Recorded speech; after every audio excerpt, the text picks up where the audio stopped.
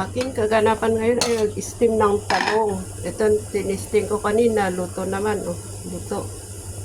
So, ayan. Tanggalin natin para palamigin. Ayan. Mamaya, may iluluto ako mamaya dito. Lipat natin sa malamig na bowl para madaling lumamig. Hindi kasi maganda pag mainit na gawing ano. Mamaya ko pa gagawin. Ganyan natin para madaling lumamig, oh, para maano yung tubig na tubig pa rin. Mamaya tanggalin natin yung tubig. Papainit ko dito yung aking rice. Yung tira ko kahapon. So, lagyan ko ng isang itlog dahil ako lang kakain. So, isang itlog lang.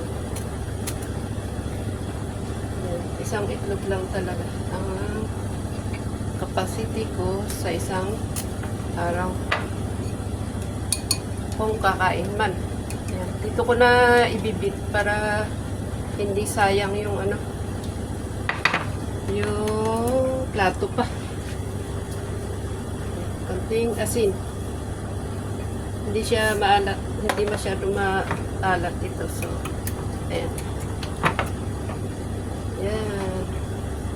Ihalo-halo ko na yung aking in-steam na. Sarap sana pag inihaw ito. Ayaw kong pitpitin yung ano, yung talong. Kasi ano, tutubig. Ini-slice ko lang siya ng medyo manipis nung in-steam ko. So, ayan.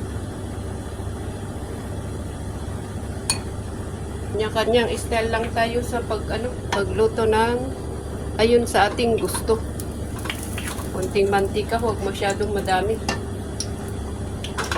Tumatalsik yung aking ay! Nag-steam kasi. Ano ba? Nag-steam kasi ako ng aking gulay. Ayan. Isang bowl na gulay. In-steam ko lang. Yung green pechay. Ayan. Ang aking gulay ngayon. So, tayo ay magprito ng ating talong. Ayan.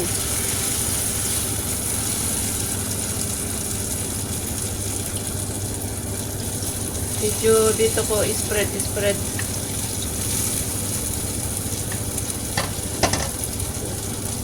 Gusto ko sanang lagyan ng paminta pero wag na.